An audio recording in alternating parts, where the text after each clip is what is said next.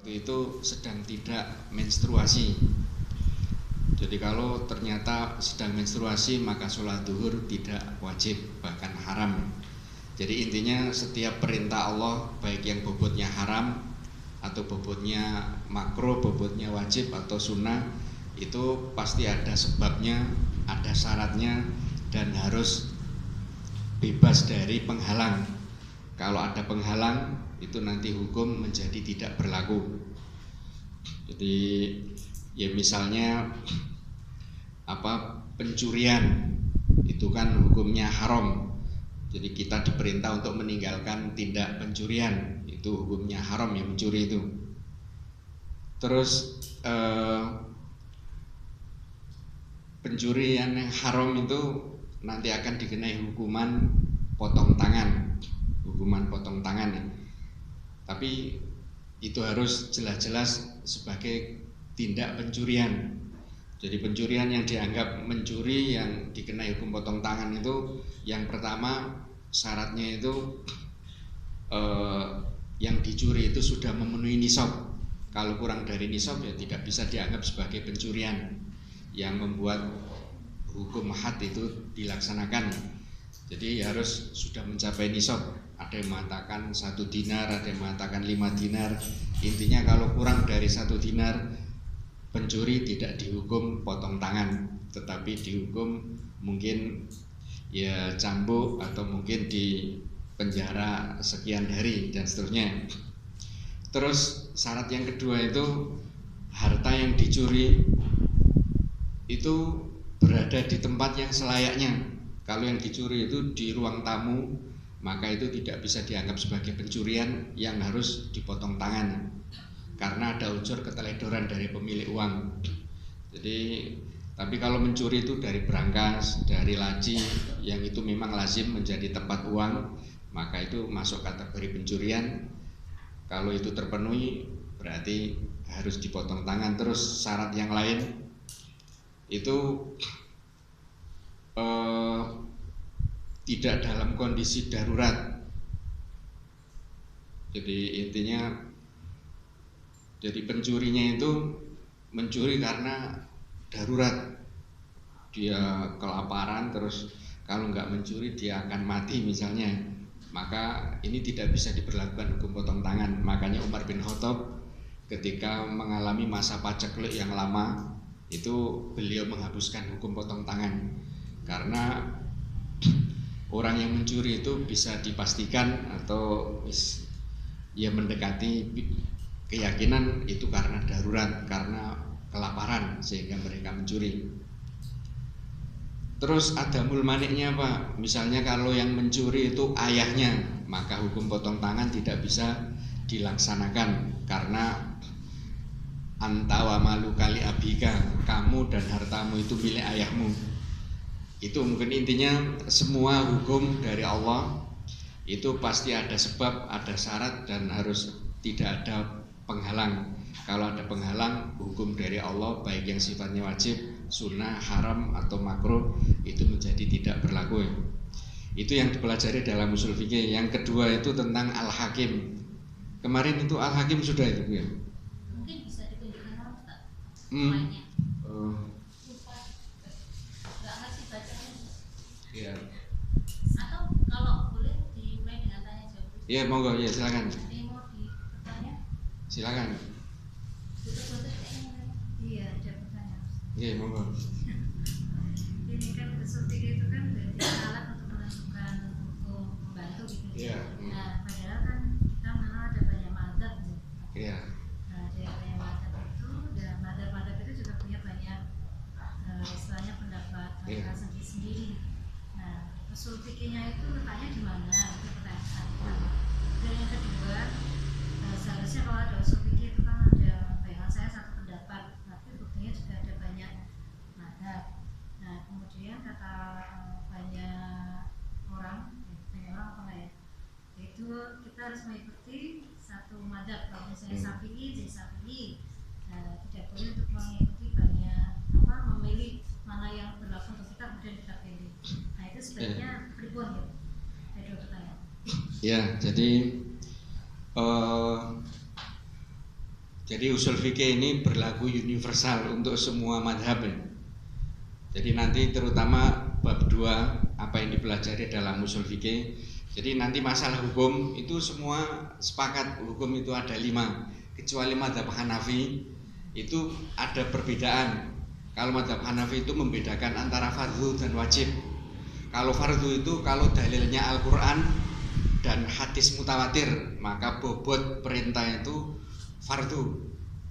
Kalau perintahnya dalam Al-Quran atau hadis yang mutawatir. Hadis mutawatir itu diriwayatkan dari satu generasi ke generasi, dalam satu level generasi itu minimal 10 orang. Itu hadisnya baru mutawatir dan bobot informasinya itu meyakinkan, qat'iynya. Kalau perintahnya itu berdasarkan Al-Quran atau hadis mutawatir, itu nilainya fardu. Tapi kalau hadis ahad itu dari Rasulullah ke kita itu kadang melalui sahabat hanya 2 orang, terus generasi tabiin 3 orang, bahkan tabiin setelah itu hanya 2 orang. Intinya nggak sampai 10 dalam setiap level. Itu namanya hadis ahad. Dan bobot informasinya itu dzon atau prasangka kuat. Jadi kita berprasangka kuat itu diperintah Rasulullah. Tapi kalau hadisnya mutawatir, kita yakin itu diperintah oleh Rasulullah. Jadi kalau hadisnya itu hadis ahad, bobotnya itu wajib saja. Jadi wajib itu dalam mazhab Hanafi lebih rendah daripada fardu. Seperti Al-Fatihah, saat sholat membaca Al-Fatihah, itu menurut jumhur ya fardu ya wajib itu sama. Baca Al-Fatihah saat sholat itu fardu atau wajib, bobotnya sama. Tapi menurut mazhab Hanafi baca surat Al-Fatihah saat sholat itu sifatnya wajib dan bukan fardu. Artinya seorang muslim boleh sholat tanpa membaca Al-Fatihah, tapi sholatnya kurang, gak sempurna. Jadi itu karena untuk perintah membaca Al-Fatihah itu hanya berdasarkan hadis, dan hadisnya tidak sampai mutawatir, yaitu hadis la sholata illa bi fatihatil kitab, tidak sah sholat kecuali dengan membaca Al-Fatihah. Jadi tidak sah di situ maksudnya bukan berarti sholatnya batal, tetapi sholatnya hanya kurang sempurna. Sedangkan dalam Al-Quran yang infonya itu qat'i, ternyata Al-Quran tidak membatasi satu surat. Faqra'u ma tayassara minal Quran, bacalah yang mudah dari Al-Quran. Yang mudah dari Al-Quran kan tidak hanya Al-Fatihah, makanya boleh Al-Ikhlas, boleh Al-Kautsar, boleh Wal Asri. Itu hanya mazhab Hanafi yang berbeda dalam hal hukum ini. Terus yang kedua dalam masalah haram dan makruh. Kalau menurut jumhur haram dan makruh itu 2 hal yang berbeda. Tapi kalau menurut mazhab Hanafi, kalau dalilnya qat'i yaitu Al-Quran dan hadis mutawatir, larangan itu hukumnya haram. Tapi kalau yang melarang itu hadis ahad, hanya 1-2 jalur periwayatannya, itu bukan haram tapi makruh karohata tahrim. Makruh tapi punya bobot haram. Jadi makruh menurut mazhab Hanafi itu ada 2, makruh karohata tahrim dan makruh karohata tanzih. Makruh yang punya bobot haram dan makruh yang punya bobot makruh tanzih, sebaiknya ditinggalkan. Jadi itu yang membuat beda antara mazhab Hanafi dengan jumhur ulama dalam masalah hukum. Terus untuk Al-Hakim, ini sumber hukum, itu nanti ternyata semua mazhab sepakat. Jadi nanti ada poin ini Al-Hakim, poin 2 itu nggak bisa itu ya?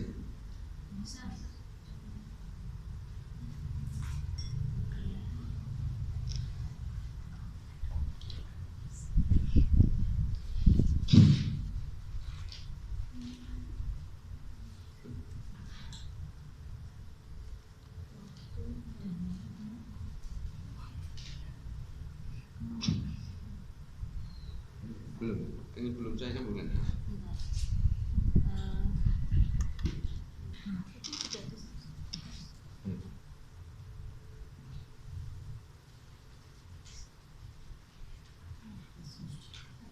Belum.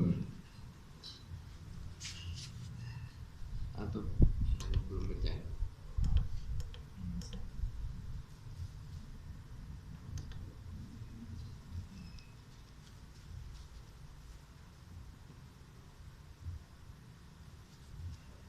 redaksinya Ustaz.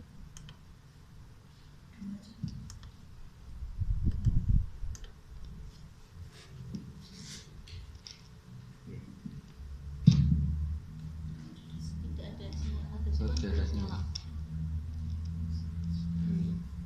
Laptopnya lama, laptop kuno mungkin ya? Enggak.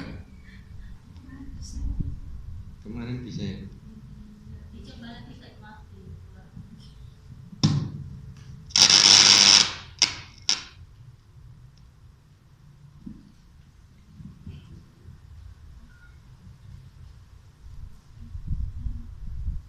Kemarin bisa kok. Iya. Coba kamu. Komen.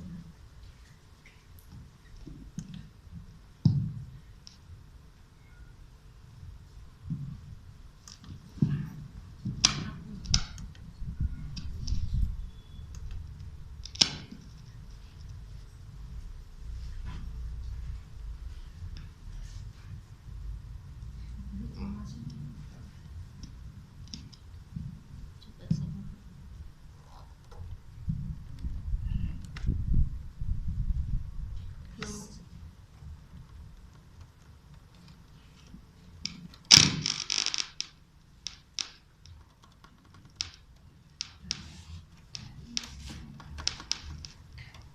Mungkin ditukar Ustaz.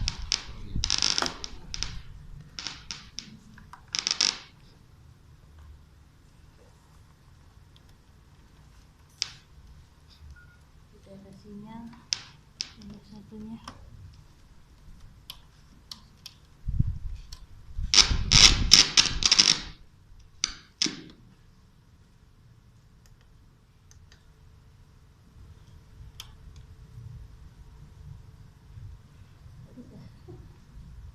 Udah sakit ya? Enggak apa-apa.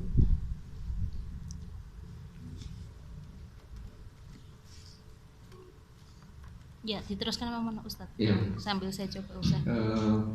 Jadi yang kedua itu dalam masalah sumber hukum atau al-hakim. Jadi al-hukmu yang kita pelajari dalam ushul fikih, yang pertama itu al-hukmu, ada hukum taklifi yang jumlahnya 5 menurut jumhur, tapi menurut madzhab Hanafi ada 7. Terus hukum wad'i itu 3, sebab, syarat, dan adamul mani, tidak adanya penghalang. Itu hukum menjadi berlaku, kalau ada penghalang itu tidak berlaku ya. Terus yang kita pelajari dalam ushul fikih juga masadirul hukmi atau al-hakim, sumber-sumber hukum. Jadi ternyata semua mazhab itu sepakat mengenai 4 hal. Jadi semuanya sepakat itu menjadi sumber hukum, yaitu pertama Al-Quran, yang kedua As-Sunnah, yang ketiga itu ijma, konsensus, dan al-qiyas yang keempat itu analogi. Untuk Al-Quran dan As-Sunnah semuanya sepakat 100%. Tapi untuk ijma itu madzhab Dzahiri membatasi hanya pada konsensus para sahabat Nabi. Jadi kalau para sahabat sepakat atas suatu permasalahan, maka kesepakatan mereka itu menjadi sumber hukum. Hanya kesepakatan di antara sahabat. Tapi kalau generasi setelah sahabat kok sepakat mengenai sesuatu hukumnya begini, itu menurut madzhab Dzahiri tidak bisa dijadikan sebagai sumber hukum.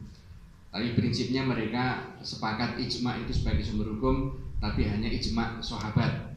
Tapi kalau mayoritas ulama konsensus umat Muhammad, kapanpun itu kalau mereka konsensus dan tidak ada yang menyalahi, itu menjadi sumber hukum.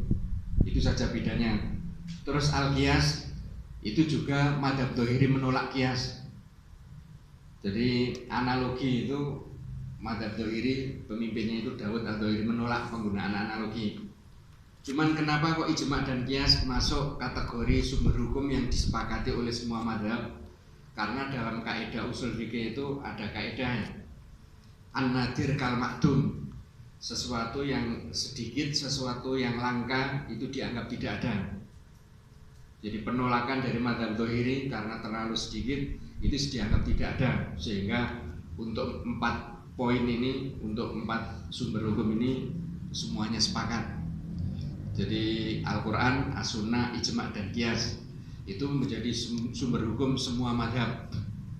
Hanya saja tadi masalah detail-detailnya itu antara madhab Hanafi dengan madhab yang lain beda. Seperti dalam kasus tadi, dalam kasus Al-Quran ini, Imam Syafi'i itu menjelaskan interaksi antara Al-Quran dengan Sunnah.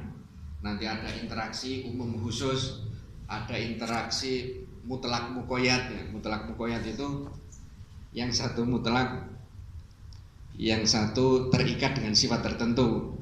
Terus yang satu global, yang satu detail atau rinci. Itu hubungan antara Al-Quran dengan Sunnah. Jadi hampir semua ulama itu, semua madhab sepakat antara Al-Quran dengan As-Sunnah itu punya interaksi umum khusus. Terus intinya itu kalau ada dalil umum terus ada dalil khusus, yang umum ini mengikuti pengertian yang khusus. Tapi madhab Hanafi agak berbeda. Misalnya dalam kasus tadi membaca surat Al-Fatihah saat sholat, kalau hadisnya kan khusus, tidak sah sholat kecuali dengan membaca Al-Fatihah. Tapi Al-Quran kan umum. Faqra'u ma tayassara minal Quran, bacalah yang mudah dari Al-Quran. Ini kan umum. Kalau menurut jumhur, umum ini harus dibawa ke makna khusus. Yang dimaksud dengan bacalah yang mudah dari Al-Quran itu maksudnya Al-Fatihah. Berarti kita wajib membaca surat Al-Fatihah. Dalilnya itu ya hadis Nabi dan ayat Al-Quran yang umum ini. Tapi kalau madhab Hanafi punya pandangan lain. Kalau dalil umum itu dari Al-Quran, sedangkan dalil khususnya dari Sunnah, maka kekhususan Sunnah itu tidak bisa mengikat keumuman Al-Quran. Jadi tetap Al-Quran itu dimaknai secara umum, sehingga untuk sholat kita tidak harus Al-Fatihah, tapi boleh membaca surat-surat lain yang mudah seperti Al-Fatihah. Hanya itu, tapi secara global mereka sepakat Al-Quran itu sebagai sumber hukum, As-Sunnah juga sebagai sumber hukum. Tapi untuk detail-detailnya ada sedikit perbedaan. Jadi untuk Al-Quran dan As-Sunnah nanti ini dipelajari dalam Dalalatul Alfaz. Dalalatul Alfaz itu apa ya? Indikasi kebahasaan. Indikasi. Jadi nanti ada mempelajari cara beristihad dari Al-Quran dan Sunnah itu nanti kita melihat ada dalailul alfaz. Jadi dilalatul alfaz itu apa bahasa Indonesianya itu indikator atau indikasi kebahasaan, mungkin itu terjemahan yang dulu pernah saya baca itu indikasi kebahasaan. Misalnya begini,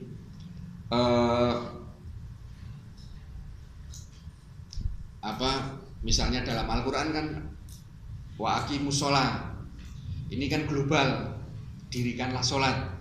Ternyata rinciannya bisa kita dapati dari Rasulullah SAW. Ketika sholat itu beliau memulai dengan takbir, setelah itu iftitah, setelah itu Al-Fatihah.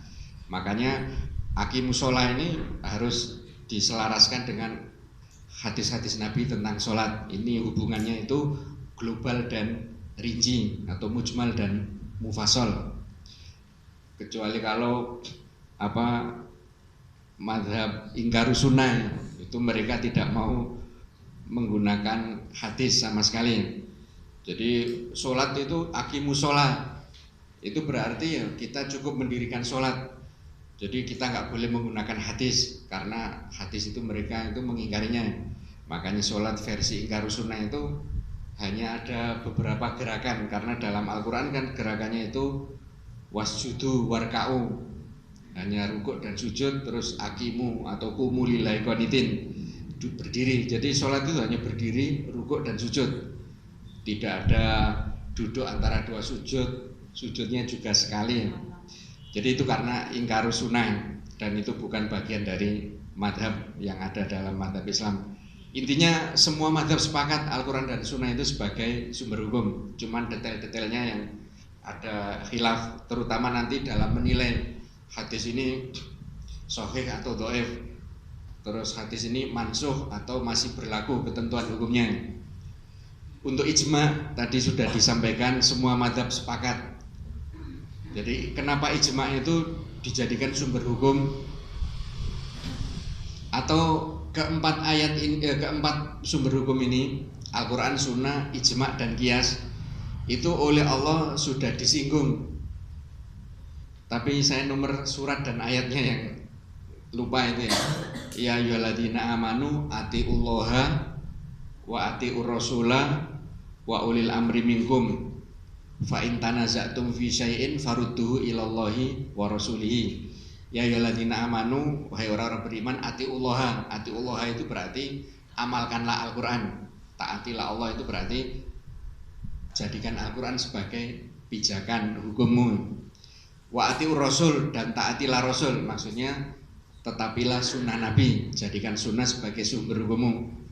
Wa ulil amri minkum, ulil amri itu para pemimpin. Ternyata Ibnu Abbas itu menafsiri ulil amri itu para ulama.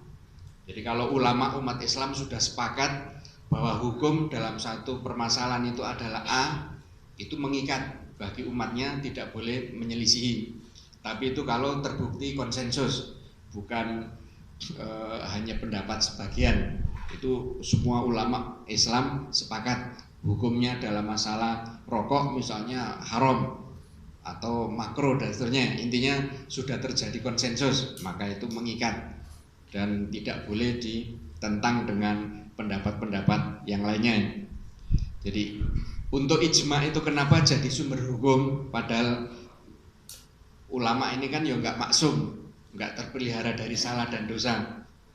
Ini karena ada hadis Rasulullah, la tajtami'u ummati ala dholalah. Jadi umatku tidak akan sepakat di atas kesesatan. Jadi seakan-akan hadis ini memberikan jaminan ketika ulama umat Islam sudah sepakat A, berarti itu pasti benar. Kalau memang syarat-syarat ijma itu terpenuhi. Jadi ijma itu nanti ada dua, ijma istilahnya ijma shorih dan ijma sukuti. Ijma shorih itu semua ulama dari seluruh dunia mengemukakan pendapat mereka dan ternyata sama. Ini berarti ijma shorih, betul-betul telah terjadi kesepakatan. Tapi kalau ijma sukuti itu maksudnya sebagian ulama, sebagian besar ulama menyatakan A, sebagian kecil mendiamkan, atau sebagian yang lain mendiamkannya. Maka ini namanya ijma sukuti, ijma diam. Karena diamnya sebagian ulama menandakan mereka itu setuju dengan pendapat ulama tadi. Karena seandainya tidak setuju, mereka akan membuat klarifikasi, membuat counter, bantahan terhadap pendapat itu ya. Ternyata mereka mendiamkannya, maka seakan-akan telah terjadi konsensus. Yang apa istilahnya, intinya ijma kalau memang semua ulama sudah sepakat itu punya kekuatan hukum, bisa menjadi sumber hukum. Terus apakah mungkin terjadi konsensus? Itu mungkin, meskipun Imam Ahmad termasuk yang agak, jadi ijma itu sumber hukum, tetapi terselenggaranya ijma itu masih perlu pembuktian. Artinya kita itu nggak boleh gampang-gampang mengklaim bahwa ini sudah ijma, oh ini sudah ijma. Imam Ahmad termasuk tidak setuju kalau sedikit-sedikit kita katakan ijma, oh ini sudah konsensus ulama. Karena la'alan nas qad ikhtalafu, barangkali ada ulama yang berbeda pendapat, cuman infonya nggak sampai ke kita. Intinya ijma itu sumber hukum dan punya kekuatan karena berdasarkan sabda Nabi tadi, yang umatku tidak akan sepakat di atas kesesatan. Jadi kalau semua ulama Islam sudah sepakat, itu berarti bisa dijadikan sebagai landasan hukum. Cuman klaim ini ijma dalam masalah ini sudah ijma, dalam masalah ini sudah ijma, klaim itu yang perlu apa istilahnya ditinjau ulang. Sudah ada buku khusus. Jadi apa istilahnya itu, ada ulama yang menulis, yang mendokumentasikan apa saja permasalahan yang ulama telah ijma. Dan ijma itu kadang sepakat untuk sesuatu yang sudah ada dalilnya dari Al-Quran dan As-Sunnah. Jadi yang namanya ijma itu untuk sesuatu yang belum ada ketentuan hukumnya dalam Al-Quran dan As-Sunnah, atau yang sudah ada ketentuan hukumnya dalam Al-Quran dan As-Sunnah. Yang jelas ulama sudah sepakat. Itu intinya itu. Terus al-qiyas itu analogi. Jadi intinya Al-Quran dan As-Sunnah kan sudah selesai dengan meninggalnya Rasulullah SAW. Sementara problematika hidup itu terus menerus berkembang. Makanya ijma ini diperlukan. Dan untuk kondisi sekarang ijma itu lebih mungkin daripada zaman dulu karena sarana komunikasi sudah ini ya, melimpah. Jadi apa istilahnya, mereka bisa berkumpul pada waktu yang disepakati. Organisasi ulama Islam sedunia juga ada. Jadi mereka tinggal ngundang para ulama yang dikenal di satu negara, diundang. Meskipun juga ada kubu-kubuan, ada yang kubunya itu di Ceknya itu ya, itu yang biasanya Asy'ari, kelompok Asy'ari dan cenderung Sufi, itu biasanya ulamanya gabung di Ceknya, itu presidennya kan agak Sufi, Thariqat. Terus nanti ada ulama oposisi, ulama pergerakan, itu yang pusatnya itu di Qatar, yang dipimpin oleh Ustadz Yusuf Qaradawi, terus diganti oleh Syekh Rai Suni. Terus nanti ada ulama resmi yang itu perwakilan negara-negara. Jadi intinya kalau ternyata ketiga lembaga ini sepakat mengenai satu hukum, berarti itu punya kekuatan ijma. Jadi untuk saat ini apa? Oh, ijma. Untuk qiyas belum tadi, karena intinya untuk ijma sekarang itu lebih memungkinkan daripada zaman dulu, karena sarana transportasi itu atau sarana telekomunikasi dan seterusnya itu sudah melimpah. Jadi globalisasi itu membuat dunia itu seperti satu kampung, sehingga ijma lebih memungkinkan untuk saat ini. Terus kita ke al-qiyas, analogi. Ini ditentang oleh Daud ad-Dhahiri atau Madzhab Dhahiri. Tapi penentangan mereka dianggap tidak ada, sehingga qiyas termasuk sumber hukum yang disepakati. Karena dalilnya tadi atiullaha wa atiur rasul wa ulil amri minkum fa in tanaza'tum fi syai'in, jika kalian berselisih mengenai sesuatu, farudduhu ilallahi wa rasulihi, maka kembalikanlah kepada Al-Quran dan As-Sunnah. Jadi qiyas itu pengertiannya ilhaqu amrin bi amrin fil hukmi li ilatin jami'atin bainahuma. Jadi pengertian qiyas itu mengikutkan sesuatu kepada sesuatu yang lain dalam satu hukum karena ada kesamaan sebab di antara keduanya. Jadi ilhaqu amrin bi amrin, mengikutkan satu perkara kepada perkara yang lain fil hukmi, dalam satu hukum. Karena apa? Li ilatin jami'atin bainahuma, karena adanya sebab yang menyatukan antara kedua perkara ini. Jadi ada kesamaan sebab. Ya mungkin contoh gampangnya itu atau penjelasan tambahan untuk definisi qiyas tadi ya. Ilhaqu amrin, mengikutkan satu perkara. Ini namanya perkara yang pertama ini namanya cabang, yaitu perkara yang belum ada ketentuan hukumnya. Bi amrin, dengan perkara yang kedua. Perkara kedua ini asal pokok, yaitu perkara yang sudah ada ketentuan hukumnya, baik dari Al-Quran, Sunnah maupun ijma. Terus dalam satu hukum, jadi akhirnya hukumnya sama. Kalau yang ada ketentuan hukumnya dalam Al-Quran itu wajib, ya perkara baru yang belum ada ketentuan hukumnya ikut wajib. Terus kenapa kok hukumnya disamakan? Karena ada kesamaan sebab antara kedua perkara tadi. Ya sebagai satu contoh begini, zaman Nabi kan belum ada beras, atau Rasulullah di Arab itu nggak kenal beras, mereka hanya kenal gandum.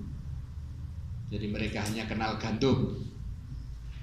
Terus apakah beras itu dikenai zakat?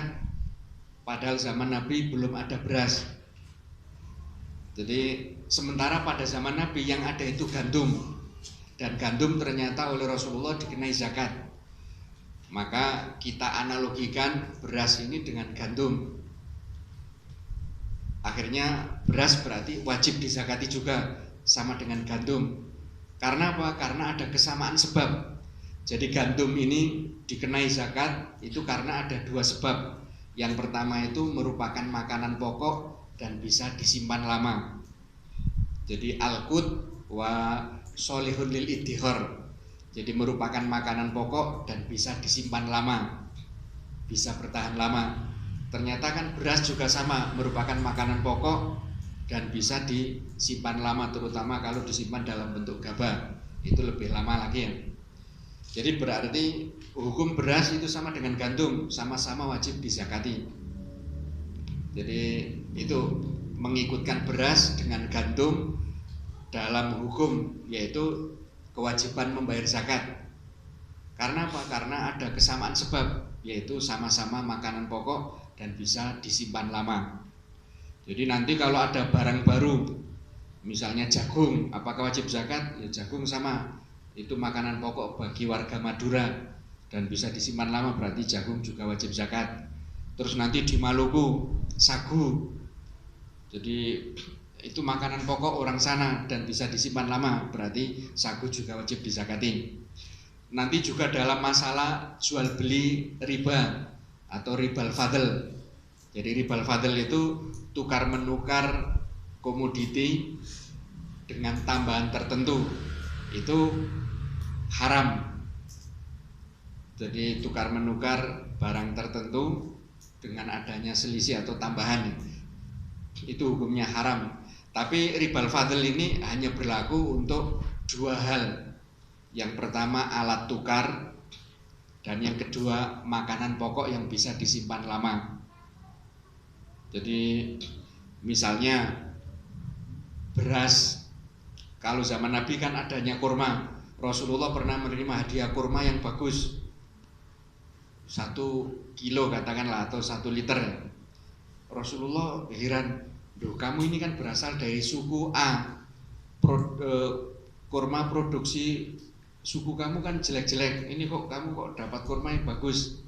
Lalu dia menceritakan, "Ya Rasulullah, untuk mendapatkan 1 liter kurma yang bagus ini, saya harus menjual 3 kilo kurma produk suku kami. Jadi 3 kilo ditukar dengan 1 kilo. Kata Rasulullah, itu tidak boleh.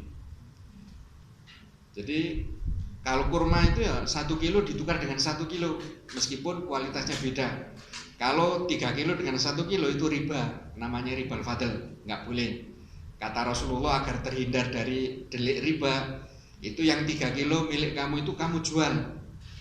Nanti kalau dapat uang, uangnya kamu belikan kurma yang bagus. Jadi untuk menghindari riba seperti itu. Kalau ditukar langsung kurma dengan kurma, harus bobotnya sama. Sama juga nanti beras mentik dengan beras raskin, itu harus sama-sama 1 kilo. Kalau ternyata beras raskin 2 kilo ditukar langsung dengan beras mentik 1 kilo, itu terkena delik riba fadl. Tapi ini khusus untuk kebutuhan pokok. Kalau mobil silakan, mobil 1 Fortuner ditukar dengan tronton tronton yang mobil kuno itu, Trontung. Itu Trontung 6 ya nggak apa-apa, ini bukan makanan pokok, bukan kebutuhan pokok ya. Rumah tipe 45 ditukar dengan rumah tipe 21 3 unit misalnya, ini nggak apa-apa, karena ini bukan makanan pokok. Jadi untuk alat tukar seperti rupiah, seperti kasus menjelang lebaran, itu kan uang baru ditukar dengan uang lama. Uang barunya berapa? 900.000,